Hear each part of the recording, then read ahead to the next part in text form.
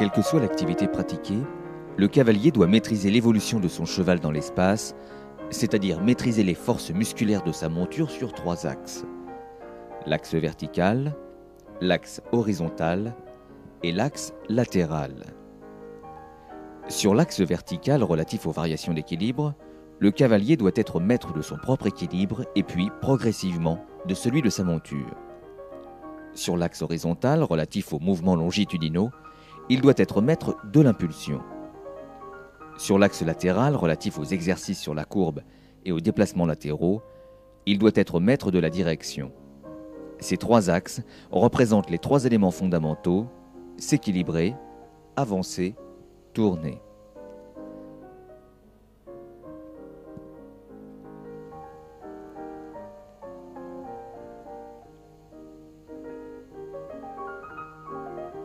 Chaque mouvement effectué est la composante de ces 3 fondamentaux, mais un des 3 prédomine toujours sur les 2 autres. On peut ainsi regrouper les différents exercices en les rattachant par leur fondamental dominant. Avancer se retrouve dans la famille des transitions lors des exercices suivants: changer d'allure, prendre le galop en un point précis, varier l'amplitude d'une allure.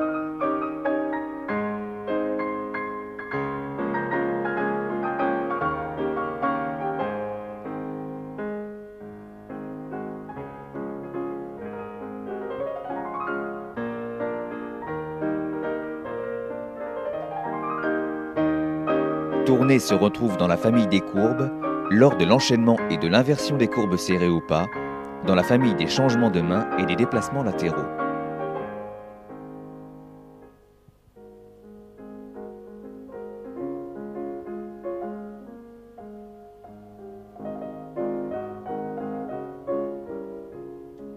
S'équilibrer et équilibrer sa monture se retrouve dans tous les mouvements, quelle que soit leur famille d'appartenance.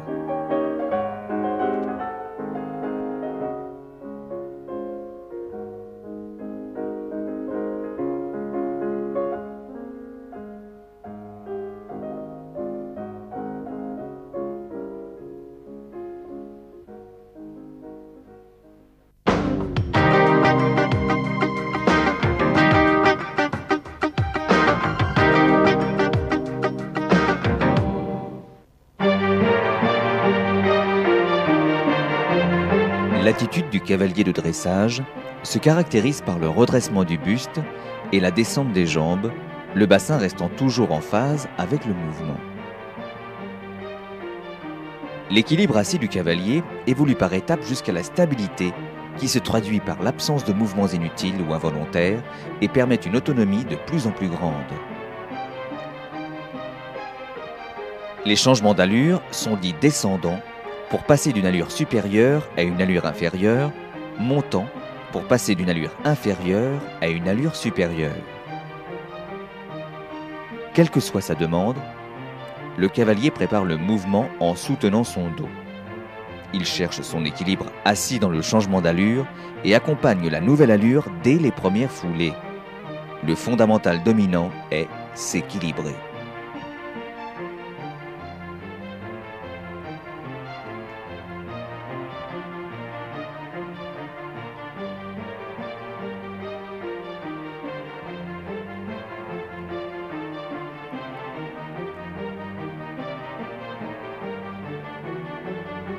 Pour passer d'une allure inférieure à une allure supérieure, le cavalier ferme ses 2 jambes simultanément par des pressions de mollet, cède dans ses doigts en conservant le contact. Pour passer d'une allure supérieure à une allure inférieure, le cavalier agit avec les mains en cadence avec l'allure, cède avec ses jambes en conservant suffisamment d'impulsion pour obtenir l'allure désirée. Un changement d'allure doit être franc et sans brusquerie. Le cheval reste tendu et énergique, l'allure antérieure est toujours maintenue jusqu'à la nouvelle allure.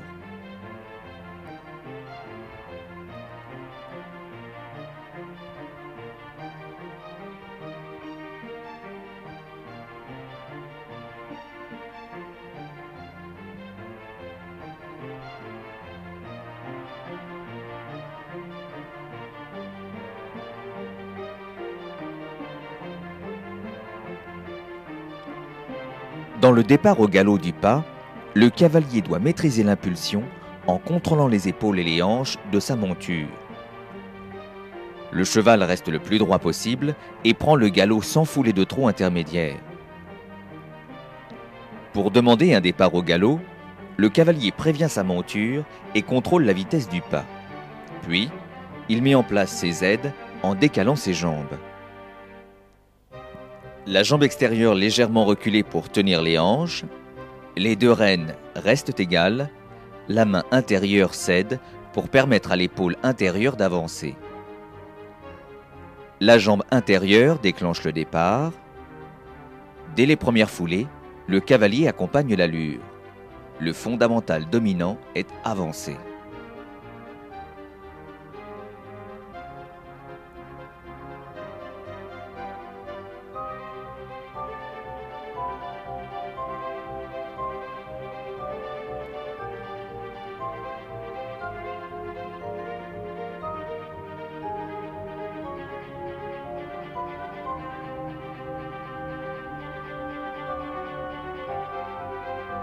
Dans le pas allongé, le cheval couvre le plus de terrain possible. Il augmente l'amplitude de chaque foulée en étendant sa ligne du dessus tout en restant actif et régulier. Le cavalier agit à la sangle avec les deux jambes de façon discontinue et alternative et cède dans ses mains en conservant le contact. Il accompagne le mouvement en restant tonique et respectant la cadence du pas et laisse sa monture se déplier. Le fondamental dominant est avancé.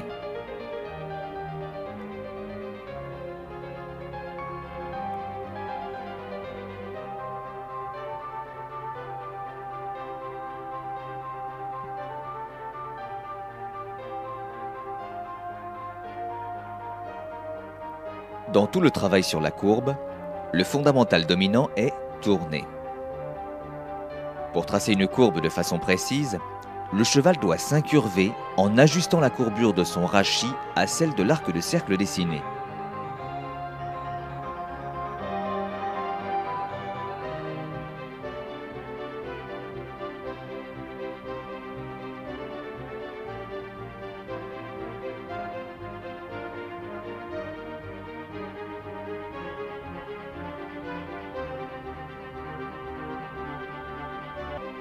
Le cavalier contrôle l'orientation de sa monture en réglant le mouvement au fur et à mesure.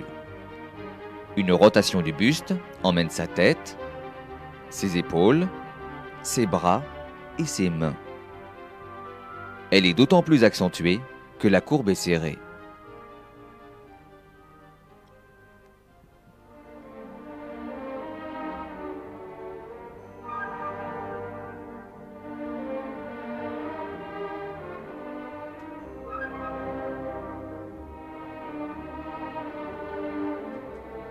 La main intérieure indique la direction. La main extérieure règle le mouvement et l'impulsion, limite le fléchissement de l'encolure, conserve les épaules sur le tracé. La jambe intérieure incurve le rachis et entretient l'impulsion. La jambe extérieure maintient les hanches sur la courbe. Pour inverser des courbes, le cavalier change d'inflexion au point de tangence des deux arcs de cercle. Pour passer d'une courbe à gauche à une courbe à droite, le cavalier ramène la jambe droite qui contrôle les hanches sur le cercle à gauche, la rapproche de la sangle, sa monture se redresse. Ses épaules suivent le mouvement des épaules du cheval, la nouvelle incurvation est sollicitée par la jambe droite, les aides extérieures, gauche, contrôlent le tracé.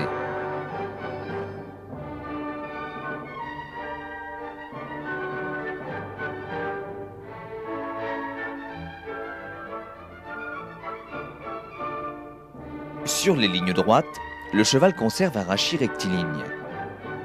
Dans les changements de direction, le cavalier tourne, puis remet sa monture droite.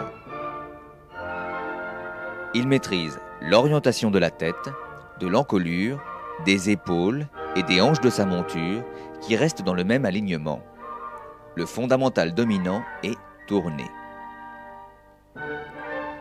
Dans un déplacement latéral, le cheval, en restant tendu et dans l'impulsion, se déplace sur le côté, les membres antérieurs et les membres postérieurs sur deux pistes différentes. Le cavalier contrôle les hanches et les épaules de sa monture en les gardant décalées, les épaules restant toujours devant les hanches. Pour emmener son cheval dans un déplacement latéral vers la droite, il agite avec sa jambe gauche plus ou moins en arrière de la sangle, selon le degré de dressage de sa monture. Il continue à entretenir l'activité et règle le mouvement pas à pas tout au long du déplacement. Le fondamental dominant est tourné.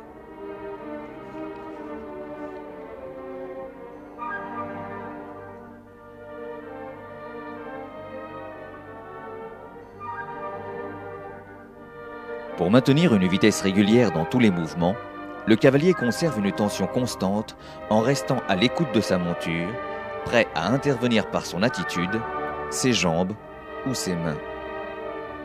C'est l'expression élémentaire des actions du cavalier sur l'équilibre de sa monture. Plus le niveau de pratique du cavalier progresse, plus ses interventions s'affinent et anticipent les éventuels déséquilibres de sa monture.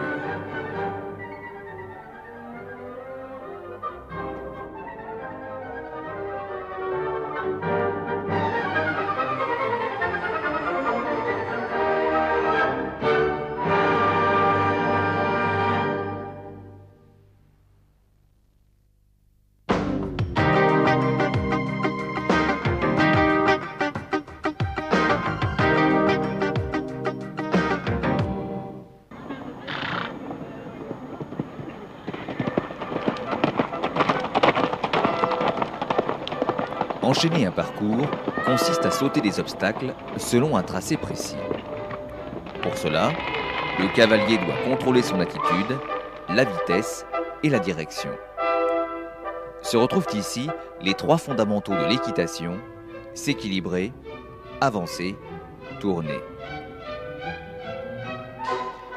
L'équilibre recherché par le cavalier doit lui permettre de lier ses mouvements à ceux de son cheval sans entraver la souplesse générale de ce dernier. Le geste du saut se fait dans la fluidité, en phase avec les différentes étapes du franchissement. Dans l'abord, le cavalier se rapproche de la selle en se conservant la disponibilité de son haut du corps. Sur le saut, il accompagne avec l'ensemble buste, épaules, bras, mains, le mouvement de l'encolure en faisant jouer les articulations des membres inférieurs.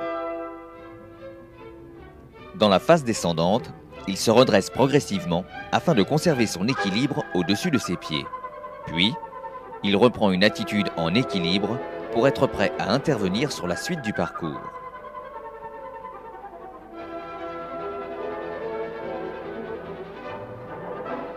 Sur une suite d'obstacles en ligne droite, le geste se répète plusieurs fois, le cheval règle lui-même son propre équilibre sur les sauts rapprochés en gardant le même rythme tout au long de l'exercice. Le cavalier centre son abord perpendiculairement et sur le milieu du premier obstacle.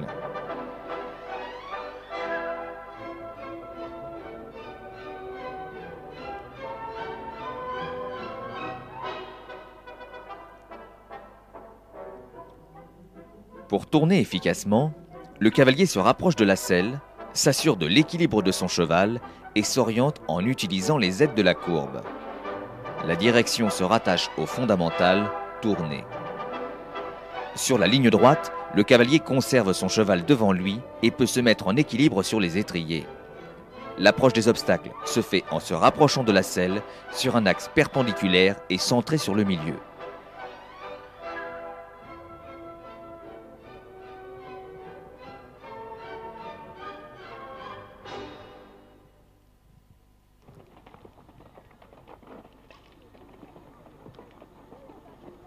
Le cavalier entretient l'impulsion tout au long du parcours par l'action de ses jambes et au besoin par une attitude proche de la selle favorisant le mouvement du bassin, le cheval tendu vers l'avant. La vitesse dépend de l'amplitude de la foulée et du rythme propre à chaque cheval. Elle est d'environ 270 mètres à la minute pour les poneys, à 350 mètres à la minute pour les chevaux d'école. Elle doit être régulière avant et après les sauts pour des raisons de sécurité et pour conserver la maîtrise de l'enchaînement. La vitesse et l'impulsion se rattachent au fondamental, avancer.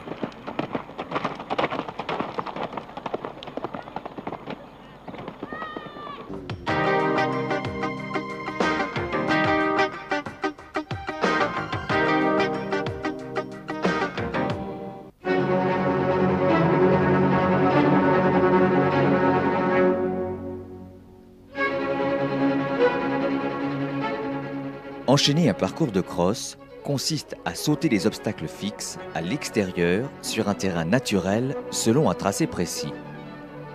Pour réaliser un parcours de crosse, le cavalier doit maîtriser son propre équilibre, l'équilibre de sa monture, le mouvement en avant et la direction en conservant une vitesse soutenue.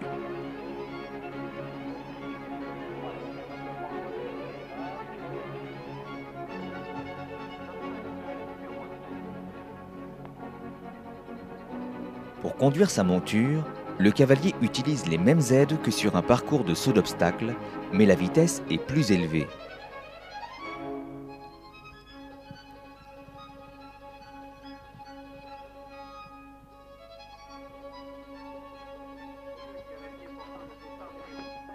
La sensation de vitesse, liée à l'équilibre juste et adaptée aux difficultés rencontrées, donne la notion de train.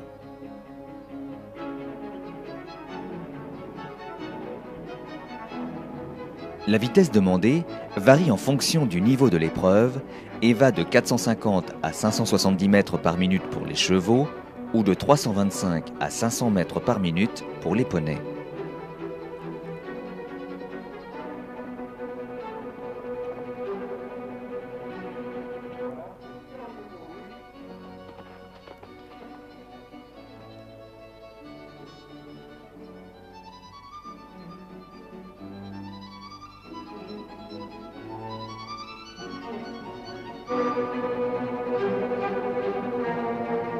Tous les obstacles demandent de la franchise, mais selon leur profil et leur emplacement par rapport au relief du terrain, les techniques d'abord sont différentes et permettent de classer les obstacles en 3 catégories.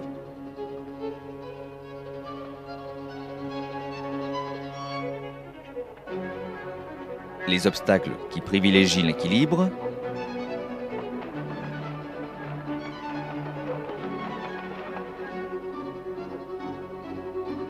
les obstacles qui privilégient l'impulsion, les obstacles qui privilégient la direction.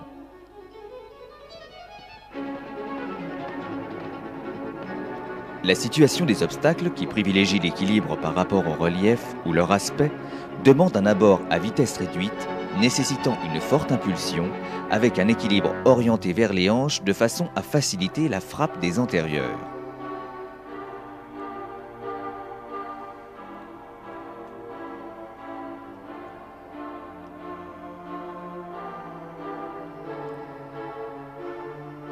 À l'abord d'un gué ou d'un contrebas, le cavalier doit réduire sa vitesse et augmenter l'impulsion, ce qui aura pour effet d'adapter l'équilibre de sa monture, la main restant en contact.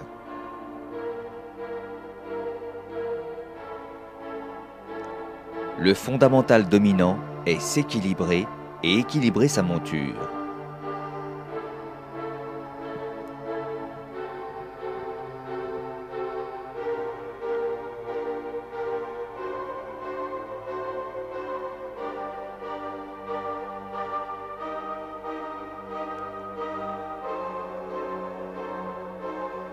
Le franchissement d'un panoramique nécessite également une réduction de la vitesse et un maintien de l'impulsion. Les descentes nuisant à l'équilibre du cheval, ces obstacles demandent un abord équilibré.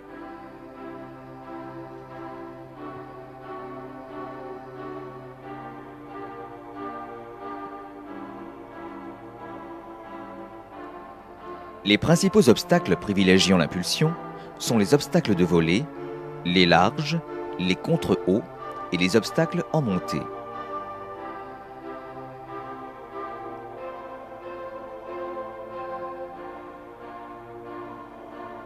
Massifs et sautants, les obstacles de volée et les larges incitent au respect sans nécessité d'intervention particulière sur l'équilibre. Ils se franchissent dans la foulée.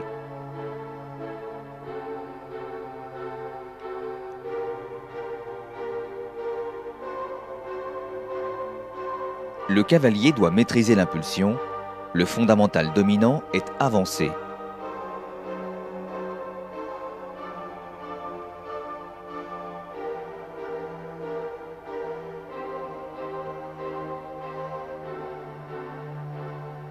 Pour aborder un contre-haut, le cavalier maintient la nuque de sa monture à niveau et conserve un contact léger et des jambes actives comme pour aborder un vertical.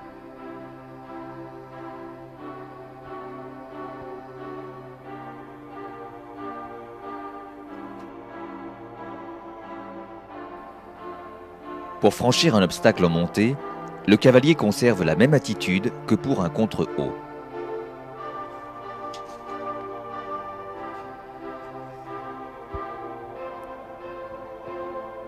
Les obstacles favorisant la direction nécessitent de la précision dans la conduite du cheval à l'abord, soit car ils ont peu de front, soit car ils constituent une combinaison nécessitant de les sauter en un point précis.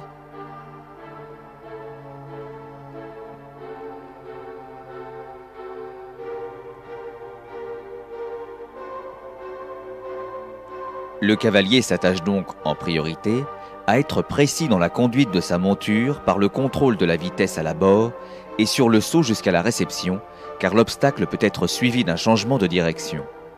Le fondamental dominant est tourné.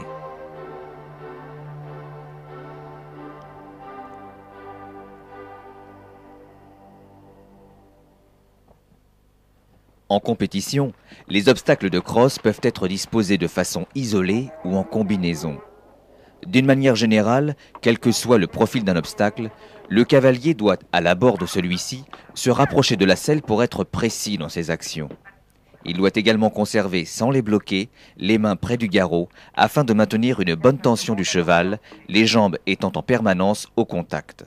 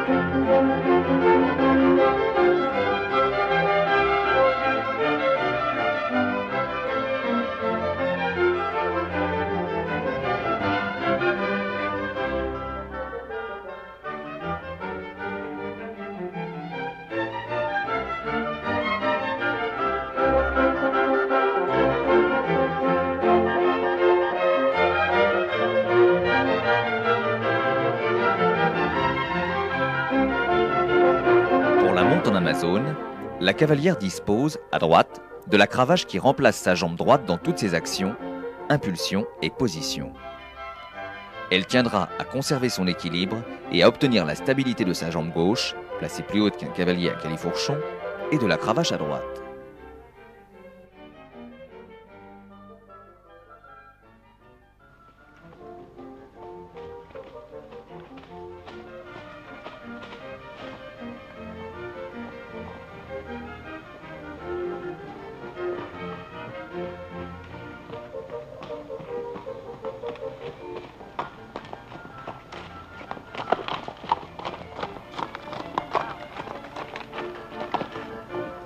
La position de l'Amazone imposée par la selle rend l'utilisation de la jambe gauche plus délicate, celle-ci placée plus haut, a son champ d'action plus réduit.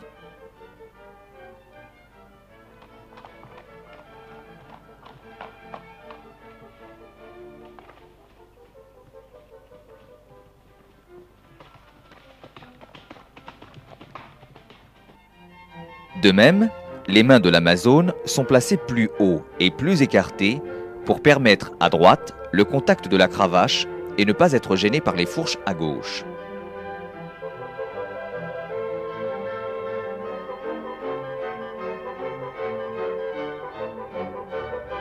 L'Amazone sera plus vigilante avec sa main droite qui tient là où les rênes ainsi que la cravache.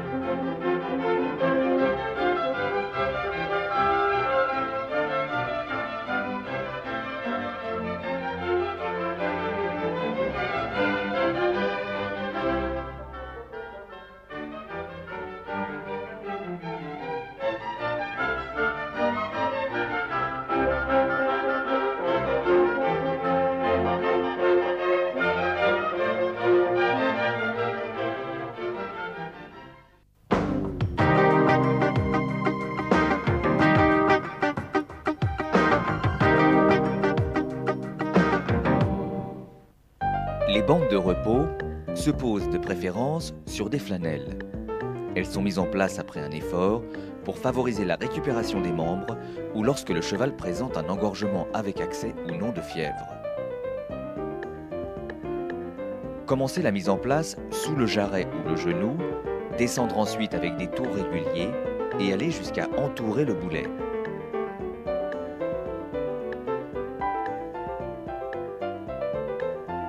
Arrivé au bas du membre, orientez la bande vers le haut et remontez jusqu'au point de départ en veillant à ce que l'attache de la bande se trouve à l'extérieur du membre.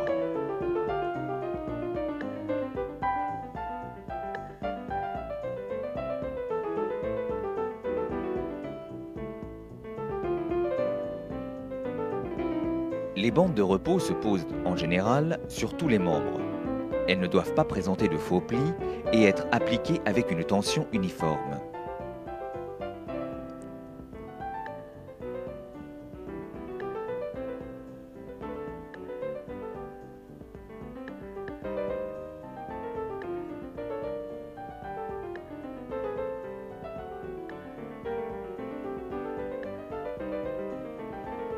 Un cheval ne doit pas porter de bandes de repos sans motif précis, car elles modifient la circulation du sang et peuvent être dangereuses. Pour retirer les bandes, déroulez celles-ci rapidement en les passant d'une main à l'autre sans essayer de les rouler en même temps.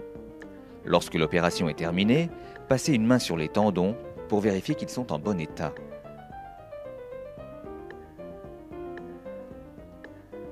Les bandes doivent ensuite être roulées correctement, c'est-à-dire avec le système d'attache face à vous, à l'intérieur du premier tour de bande.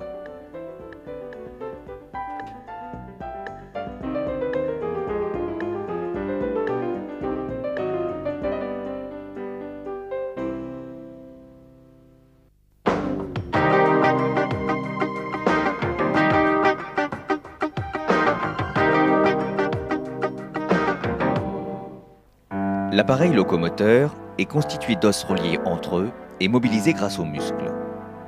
Les os ont des formes et des fonctions diverses et sont, pour la plupart, en relation entre eux à travers un bain articulaire, le liquide synovial, maintenu par une enveloppe étanche, la capsule articulaire. L'ensemble forme une articulation. La partie la plus importante de ce squelette est le rachis ou colonne vertébrale. Les diverses régions du corps sont centrées sur des parties différentes du squelette. C'est ainsi que les régions du tronc, de l'encolure et de la tête sont supportées par un squelette axial. Et ce squelette axial est lui-même supporté par des colonnes osseuses qui forment les membres. Le squelette axial lui-même est formé de la colonne vertébrale, sur laquelle se branchent les côtes, de la tête en avant. La tête est constituée d'un massif crânio-facial sur lequel s'articule la mandibule au niveau de la seule articulation véritablement mobile, qui est l'articulation temporomandibulaire. Et c'est cette articulation qui permet l'écartement et le rapprochement des mâchoires sous l'action des muscles masticateurs. Cette région étendue est articulée avec l'extrémité de la colonne vertébrale au niveau d'une articulation atlanto-occipitale qui permet surtout des mouvements de flexion et d'extension de la tête sous l'action des muscles de l'encolure. Au-delà de cette articulation commence la colonne vertébrale qui est elle-même subdivisée en plusieurs sections, plusieurs segments. Le premier segment, c'est la colonne vertébrale cervicale. Elle est formée de 7 vertèbres cervicales. Les deux premières ont des noms particuliers. La première, c'est l'atlas. La seconde, c'est l'axis. Et l'articulation atlanto-axiale permet surtout des mouvements de rotation. C'est à ce niveau-là qu'ils sont les plus importants. Ensuite, on trouve 5 autres vertèbres cervicales qui sont volumineuses, comme vous le voyez, et qui permettent des mouvements amples de flexion et d'extension, de latéroflexion d'un côté ou de l'autre, et des mouvements de rotation. En réalité, ces différents mouvements sont souvent associés entre eux. Il existe une zone particulièrement mobile ici, c'est la région cervico-thoracique. Eh bien, au niveau de cette région-là, on a une grande mobilité qui permet des déplacements d'ensemble du balancier cervicocéphalique. Au-delà de la colonne cervicale, s'étend la colonne thoracique, qui forme la base anatomique de la région du garrot et de la région du dos. Cette colonne thoracique est composée de 18 vertèbres thoraciques. 18 vertèbres thoraciques. Et par définition, il y a également 18 côtes chez le cheval. Ces vertèbres thoraciques sont surtout caractérisées par la hauteur de leur apophyse épineuse. Vous voyez que sur un cheval de taille réduite, comme celui-ci, elles mesurent 20 à 25 cm. Sur un cheval de grande taille, elles peuvent dépasser 30 cm. Ces apophyses épineuses sont particulièrement saillantes en région du garrot, et ce sont elles qui qui conditionnent le caractère très saillant de cette région.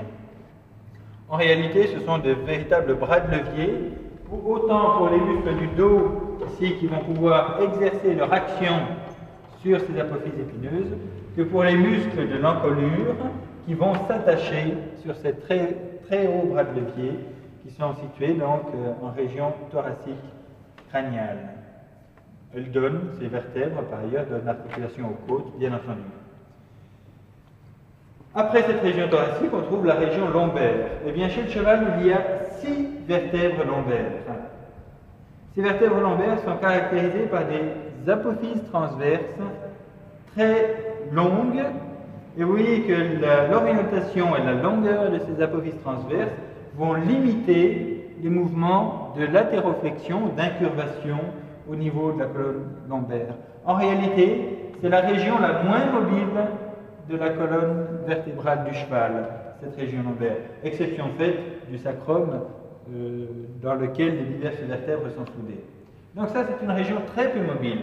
Et en réalité, dans la colonne vertébrale thoraco-lombaire, la zone la plus mobile, c'est la seconde moitié de la région thoracique. C'est là que les mouvements de rotation et d'incurvation latérale sont les plus amples.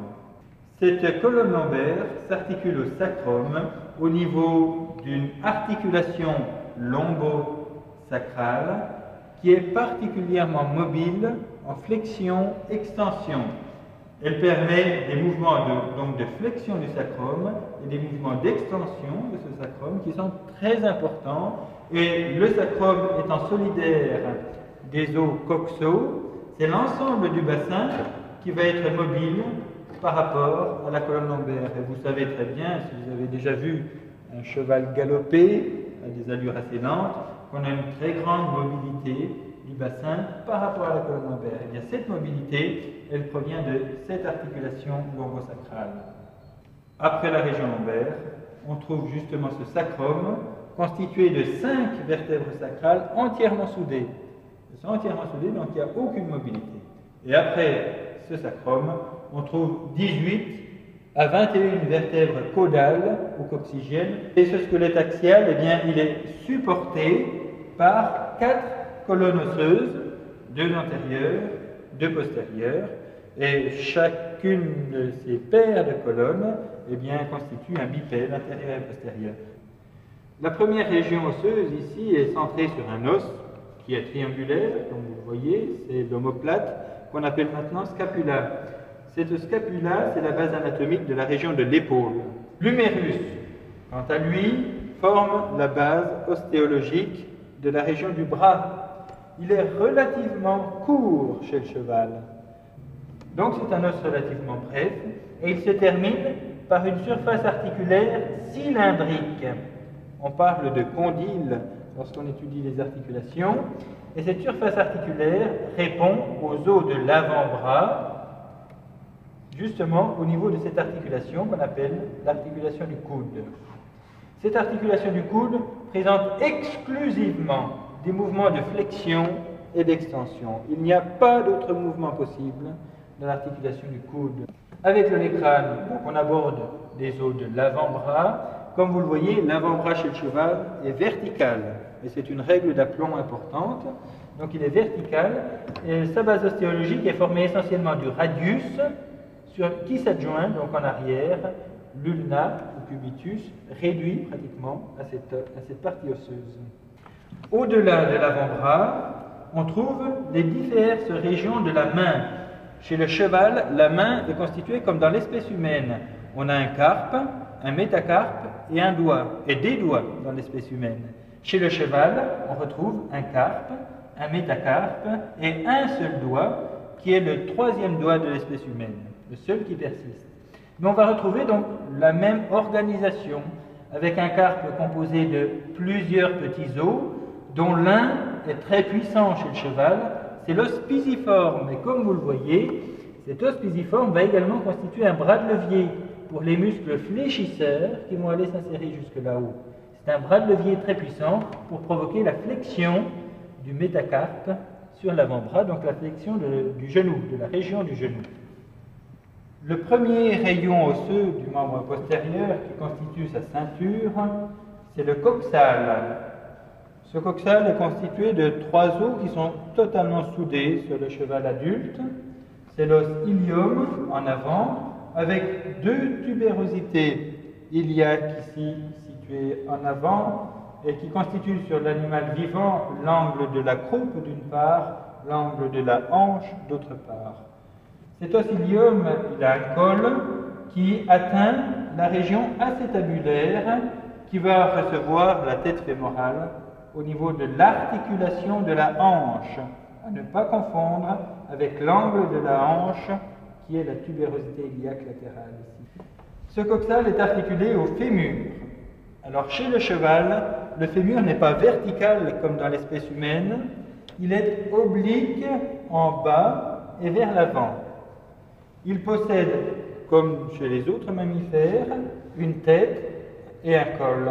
Et cette tête s'articule avec la cavité acétabulaire au niveau de l'articulation de la hanche, qui n'est perceptible sur le cheval vivant qu'en palpant ici cette tubérosité très importante qui est le grand trochanter. Il est important de remarquer que la partie interne de la trochlée ici est très saillante. C'est ce qui permet chez le cheval l'accrochement de la rotule. L'accrochement de la rotule pour permettre au cheval de se reposer dans une attitude debout. Cette articulation du grasset, elle permet également surtout des mouvements de flexion du tibia par rapport au fémur et des mouvements d'extension. La flexion est permise par les très puissants muscles de la cuisse.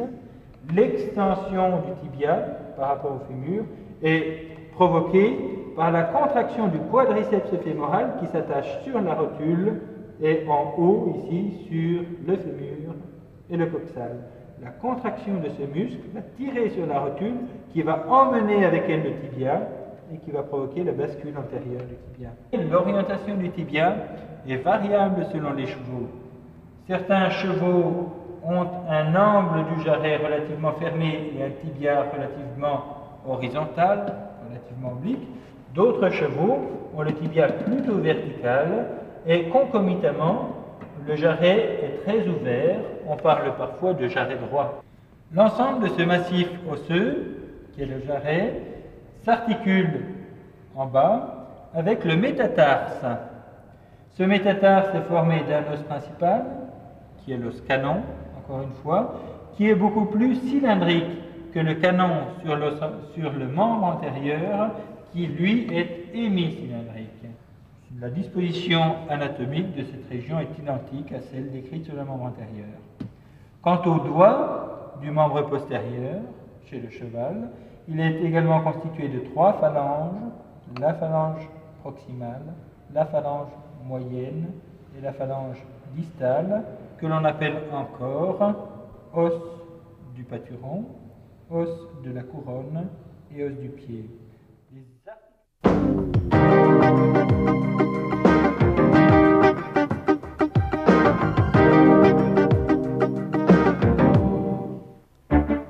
Les muscles sont les moteurs du mouvement.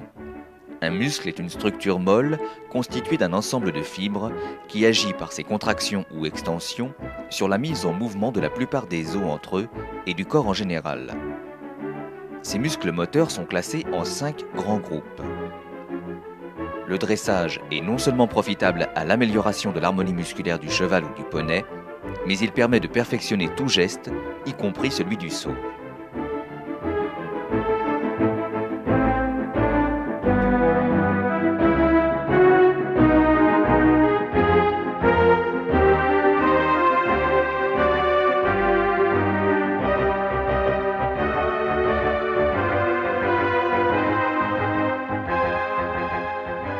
On va commencer l'étude de l'anatomie régionale de ces régions par celle des membres, qui est plus intéressante sur le plan locomoteur, et on enseignera ensuite ce que l'on peut dire des régions axiales.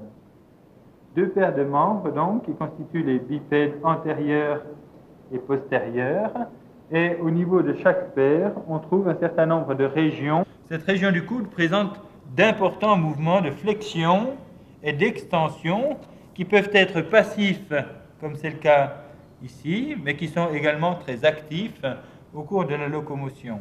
En arrière, ce sont des muscles fléchisseurs.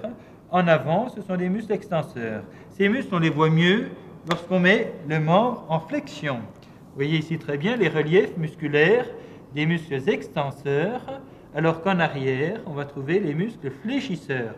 On comprend très bien que ces muscles ici soient fléchisseurs du carpe, mais ils sont aussi fléchisseurs du boulet et des interphalangiennes. Donc, ils ont une action qui porte sur toutes les articulations basses du membre. Les régions du membre postérieur commencent en haut, au niveau du bassin, qui constitue la région de la croupe. Le fémur et le coxal viennent en effet répondre l'un à l'autre à cet endroit. Et c'est le siège d'une mobilité importante. Et vous voyez, quand je mets le membre en flexion, comme ceci, eh bien cette articulation coxo-fémorale va se fermer considérablement. Donc il y a une amplitude de flexion et d'extension qui est importante à cet endroit. Cette région de la fesse est donc très étendue. Elle est constituée essentiellement de muscles, très peu d'os, si ce n'est la tubérosité ischiatique qui constitue ce support à ce relief qu'est la pointe de la fesse à cet endroit. Muscles donc qui apparaissent très bien lorsque le membre est en flexion, comme c'est le cas ici, et lorsqu'on met un petit peu de tension sur les muscles postérieurs. On voit très bien apparaître ici le biceps fémoral avec ses diverses parties et un autre muscle très développé ici qui se termine sur la rotule, qui est le glutéo-fémoral. La région de la cuisse est centrée sur le fémur. Ce fémur commence à l'articulation de la hanche en haut et se termine à l'articulation du grasset en bas. Cette cuisse est essentiellement musculaire puisque son support anatomique est représenté surtout par ce muscle très puissant qui est extenseur du grasset, c'est le muscle quadriceps fémoral. En avant du muscle quadriceps, on trouve le muscle tenseur du fascia lata qui est ce relief musculaire ici qui commence sur la pointe de la hanche. La cuisse se termine à l'articulation du grasset qui est centrée sur l'articulation fémoro-tibiale ou mieux fémoro-tibio-patellaire, la patella étant la rotule qui occupe lorsque le membre est à l'appui cette dépression. Cette région du grasset est très importante parce que c'est une région articulaire, c'est une articulation complexe qui met en affrontement plusieurs os et ces os sont solidarisés au moins par 10 ligaments très puissants et qui peuvent être sujets à des lésions. Lorsqu'on met le membre en flexion, on a une morphologie totalement différente du grasset. Vous voyez que la rotule devient très saillante, l'extrémité supérieure du tibia devient également très saillante et entre les deux, eh bien, les ligaments de la rotule sont très tendus, ce qui fait qu'ils sont légèrement en dépression à la face antérieure de la région. Comme vous le voyez, c'est une région essentiellement musculaire avec des muscles extenseurs des phalanges à la face antérieure et des muscles fléchisseurs à la face postérieure. Les régions axiales qu'il nous reste maintenant à étudier sont réparties en plusieurs grands groupes.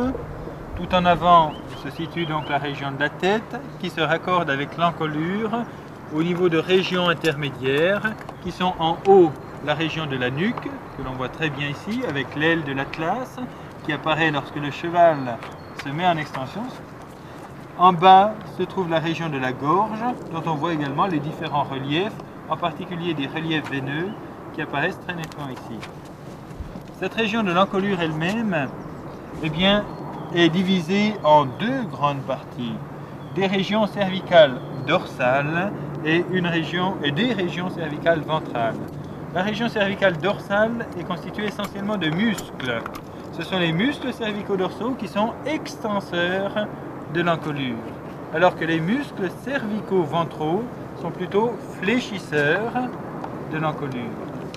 Conclusion, la partie dorsale est essentiellement musculaire et le squelette de cette région de l'encolure est situé au tiers inférieur de la région.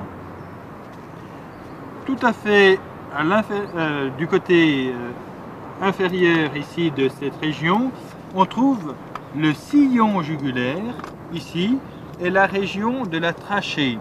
En fait, la région de la trachée, c'est une région musculaire formée par le muscle sternocéphalique qui commence donc ici à la jonction du poitrail et qui se porte sur le bord postérieur de la mandibule. Et ce muscle sternocéphalique, il limite une dépression qui est le sillon jugulaire dans lequel on voit ici, vous voyez, le courant sanguin de la veine jugulaire dans laquelle on pratique des injections intraveineuses. La ligne du dessus est constituée de plusieurs groupes de régions. La première, c'est le garrot. Le garrot, c'est cette région saillante située entre l'extrémité supérieure des deux omoplates, des deux scapulas. Et cette région saillante, elle a pour base anatomique les processus épineux, les apophyses épineuses des 8 à 10 premières vertèbres thoraciques ou vertèbres dorsales. Les régions de la ligne du dessous commencent au poitrail et se prolongent ensuite par les régions du ventre qu'on étudiera dans un instant. Le poitrail lui-même forme cette partie ventrale inférieure des régions antérieures du tronc. Comme vous le voyez, c'est une région essentiellement musculaire, formée d'un muscle très intéressant sur le plan biomécanique, c'est le muscle pectoral descendant. Ce muscle commence ici à l'extrémité antérieure du sternum qui forme ce plan dur, ce relief dur ici, et va se terminer à l'extrémité inférieure de l'humérus, muscle pectoral descendant qui se prolonge entre les deux membres antérieurs par le muscle pectoral transverse. C'est quand il se contracte, il va rapprocher l'humérus, il va tirer l'humérus en avant et en haut. Donc ces fonctions sont importantes sur le plan biomécanique et il va se prolonger, ce muscle, entre les deux membres antérieurs par un muscle pectoral transverse qui lui est un muscle essentiellement adducteur et qui a un rôle essentiel dans les déplacements latéraux. La région du passage de sangle est une région relativement importante parce que son support anatomique est le muscle pectoral ascendant, très puissant, que je saisis ici entre mes deux doigts et qui a un rôle de propulsion essentiel sur le plan biomécanique. Le bord supérieur de ce pectoral ascendant est souligné ici par la veine de l'éperon qui occupe une position voisine de celle de l'éperon lorsque le cheval est monté. Beaucoup plus importante sur le plan biomécanique est la région du flanc. Parce que cette région du flanc, elle est elle-même, comme vous le voyez, composée de plusieurs reliefs qui répondent à des muscles très efficaces sur le plan locomoteur. Ces reliefs sont, premièrement, un creux du flanc que l'on a ici. Cette dépression, c'est le creux du flanc. Ensuite, on a un relief plus ou moins marqué selon les mouvements respiratoires du cheval. C'est ce relief ici. C'est la corde du flanc qui sépare le creux du flanc du fuyant du flanc qui est interrompu lui-même par le pli du gracier qui est justement la terminaison du muscle cutané du tronc qui se porte sur la rotule. Le membre antérieur comme le membre postérieur se déplace dans un plan essentiellement longitudinal. Et il y a deux grands types de déplacements. Il s'agit premièrement de la protraction du membre au cours de la locomotion. Deuxièmement, d'une action qui est beaucoup plus efficace ou exigeante sur le plan locomoteur, c'est la rétraction du membre. La protraction du membre est exécutée par le muscle brachiocéphalique qui commence à l'extrémité inférieure de l'humérus et qui va remonter jusqu'à la tête, comme son nom l'indique, le muscle brachiocéphalique. Lorsque le membre part de cet état de protraction, il est ensuite, lorsqu'il vient à l'appui, ramené dans un état de rétraction de façon à propulser le corps du cheval vers l'avant. Ce mouvement de rétraction très puissant est développé par deux muscles très importants. C'est le muscle pectoral ascendant qui occupe la région du passage de sangle et qui s'insère sur l'extrémité haute de l'humérus. Ce muscle que vous voyez ici, il se termine à la face interne de l'extrémité haute de l'humérus. Et quand il tire, il va ramener puissamment le membre antérieur vers l'avant, créant ainsi la propulsion à l'échelle du membre antérieur. L'embrassé du terrain est provoqué par le brachiocéphalique. Ce muscle est antagoniste de deux muscles très puissants, le grand dorsal, le pectoral ascendant. La même mécanique va être retrouvée au niveau du membre postérieur, c'est-à-dire qu'on va décrire également des mouvements de protraction du membre postérieur vers l'avant et ensuite des mouvements de rétraction de ce membre vers l'arrière au cours de la propulsion. La mécanique de la colonne vertébrale est relativement simple dans son ensemble. La colonne vertébrale se comporte comme une tige qui exécute soit des mouvements de flexion, soit des mouvements d'extension. Ces mouvements sont créés par deux groupes musculaires très développés. Les mouvements d'extension sont provoqués par les muscles du dos, ici. L'extension de la colonne vertébrale, je vous ai dit, c'est l'exécution d'une courbure à convexité ventrale.